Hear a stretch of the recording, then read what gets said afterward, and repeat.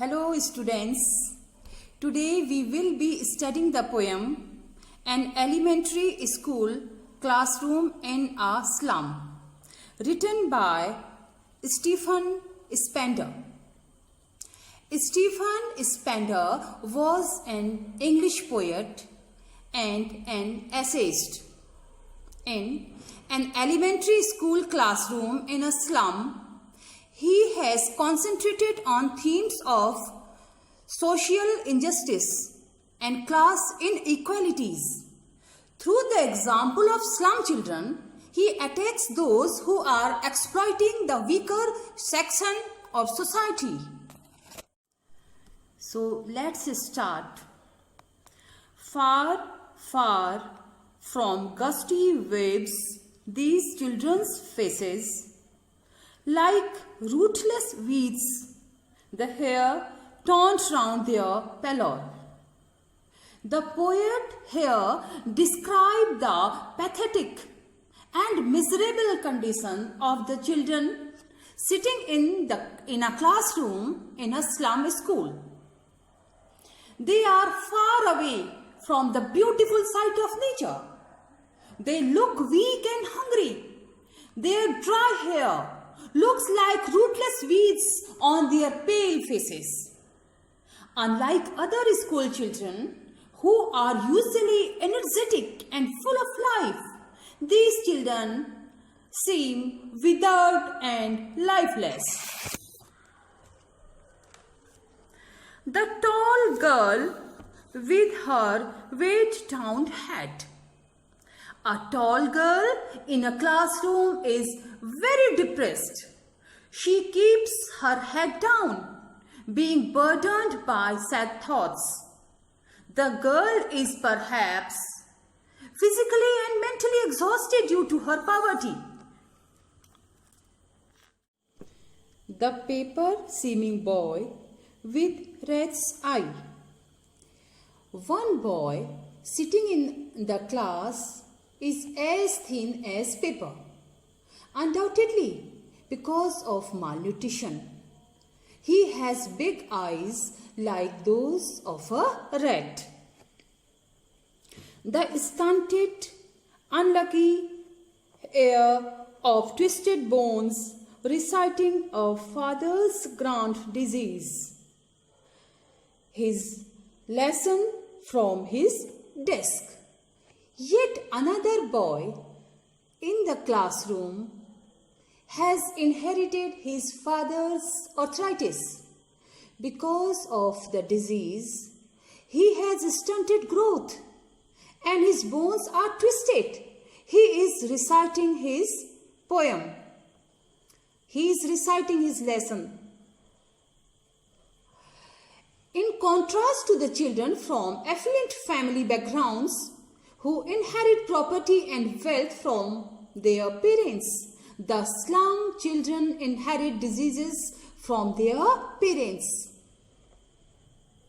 One, a noted, sweet and young, his eyes live in a dream of squirrel's game in tree room. Other than this, there is another sweet boy sitting at the back of the class. He is sitting there unnoticed and dreaming of squirrels playing in a tree. The dull and monotonous atmosphere in the classroom is perhaps unable to arrest his attention. Second stanza start. On sour cream walls, donations, Shakespeare's head, cloudless at dawn, civilized dome riding all cities. The walls of the classroom are pale and dirty and give a rather unpleasant feeling. On these walls, many donated items have been put up. These represent the word of the rich and prosperous. There is a picture of Shakespeare on the wall. The picture of domes of big cities represent the quality of life in these cities. The early morning sky is shown as cloudless in another picture. Belt, flowery, Tyrolese valley, open-handed map awarding the world its word. There is also a picture of the beautiful Tyrolese valley, a region in the Austrian Alpine province adorned with flowers. The world map, which divide the world into countries, big and small, symbolically give the children the whole world. And yet, for these children, these windows, not this map, their world, where all their futures painted with a fog, a narrow street sealed in with a lead sky. But all these pictures have no meaning to these impoverished children. The world depicted on these walls is not the world of these children. Their world does not contain huge domes or prosperity or the scenic beauty presented in the picture. Unfortunately, their world is painted with fog. The fog of hopelessness, the fog of hunger. Their future is grim and uncertain and sealed with a dark and dull sky. Far, far from rivers, capes and stars of world, the poet again says that their world is far away from the actual world of rivers and capes. These things are like stars in the sky which they cannot touch. Now, third stanza starts. Surely Shakespeare is wicked, the map a bad example, with ships and sun and love tempting them to steal. The poet calls the portrait of Shakespeare wicked because it is meaningless for children going to a slum school. The children here will never learn about Shakespeare's life.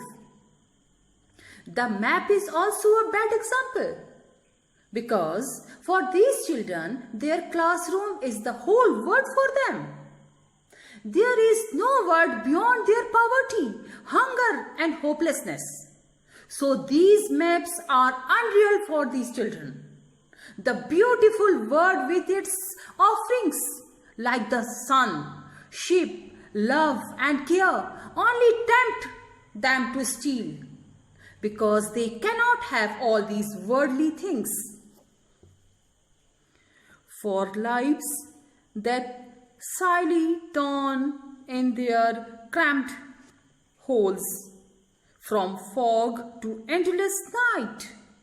They live in a cramped hole like hutments, and there is no end to their misery. There is a perpetual state of gloom, hunger and despair.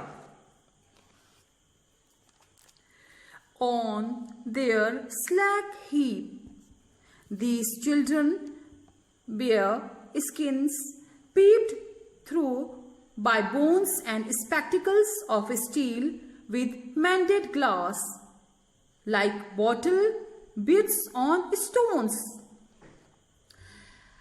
Their bodies look like garbage heap.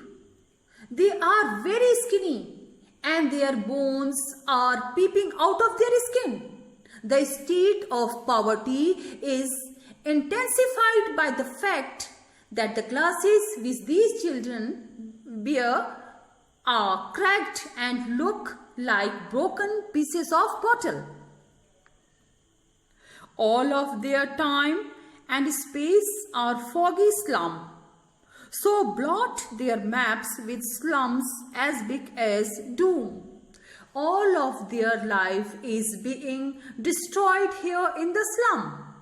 The slum is like a plot as big as doom on the maps of these children or the lives of these children. Fourth stanza. Unless governor, inspector visitor, this map becomes their window, and these windows that shut upon their lives like catacombs. These children will continue to suffer this hell unless government officials like governors, inspectors, or educationists who visit such schools come forward to help them. The poet was the civilized word to bridge the gap between them and the world of these children. They should offer these children a glimpse of a better world so that the maps become their window to the beautiful and charming world outside. Break, oh break, open till they break the town, and show the children to green fields and make their word. Then these windows of the elementary school's classroom, which confined all their hopes and dreams, must be broken, so that these children can be brought out in the green fields away from the filthy surroundings. Run azure on gold sands, and let their tongues run naked into books, the white and green leaves open, history theirs whose language is the sun. The poet desires that these children should be allowed to run freely on the golden sands under a clear sky. It means make progress. They should be allowed to have quality education. The poet feels that education can help them immensely because, according to him, history is written by those whose language has the warmth and energy of sun. The poet wishes the children to break the shackle of the slum so that they can come out of their dirty surroundings into an open air of freedom. This brings us to the end of the poem. Thank you.